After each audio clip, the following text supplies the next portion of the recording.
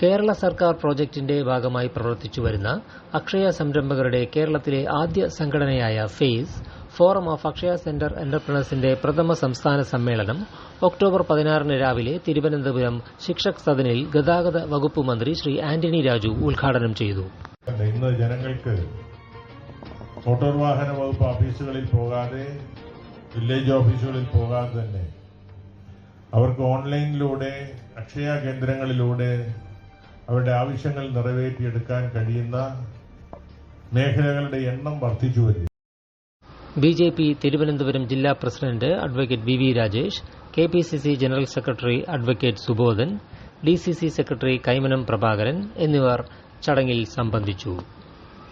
രാഷ്ട്രപതി ശ്രീ അബ്ദുൽ കലാം ഉദ്ഘാടനം മുനിസിപ്പാലിറ്റികൾക്കും കോർപ്പറേഷനുകളുമാണ്.